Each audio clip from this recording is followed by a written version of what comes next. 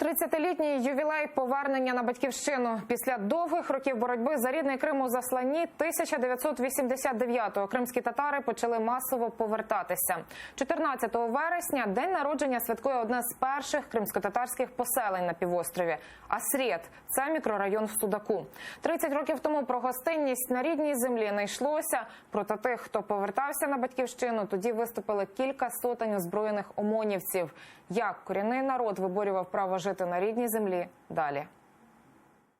Асрет з кримсько-татарської ностальгія – так назвали поселення засновники. Після повернення з вигнання кримські татари шукали місце, де оселитися. Їм сподобалася ділянка біля підніжжя Судацьких гір. З собою мали лише копійки, виручені від продажу будинків у Середній Азії. А домівки їх депортованих предків вже давно були зайняті. Мы приняли решение остановиться здесь. Проходящий мимо местный житель сказал нам, что эти участки выделены партийным боссом, и мы в ответ сказали, что нам как раз это подходит. Мы вернули землю, которую считаем по праву нам положенной. 37 чоловіків під проводом Ільвера Аметова в голому полі розбили наметове містечко. Без грошей та підтримки, але як одна родина почали створювати бодай якісь умови для життя. Це не сподобалося владі. Згори прийшов наказ знищити поселення. Про майбутній штурм попередив очільник місцевого виконкому.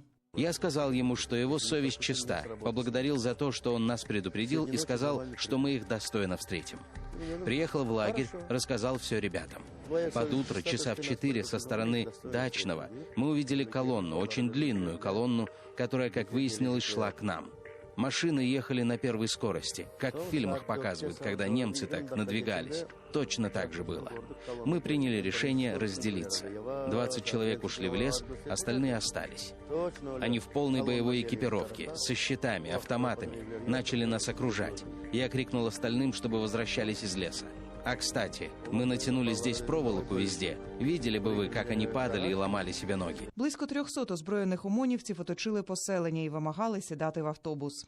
Я сказал сейчас. Попросил одного из наших прочесть молитву. Взял канистру с бензином, облил себя, их, прокурора, начальника милиции. Он, кстати, до сих пор припоминает мне запах того бензина. Повернулся, смотрю, все наши ребята тоже облили себя бензином. Силовики стали переговариваться между собой по рации и уже к 7 утра отступили. Чоловіки поклали Коран на каністру з бензином і заприсяглися, що нікуди з цієї землі не підуть. Силовики відступили. З того часу 14 вересня вважається днем народження поселення Асрет. Тут почали рости будинки, хоча влада і чинила всілякі перепони. В кримських магазинах поселенцям не продавали будівельних матеріалів, навіть цвяхів. Але тепер Асрет – це великий квартал міста Судак. Він досі є прикладом боротьби за правду і справедливість. Ріана Алієва, Влад Стужук, Заман, АТР.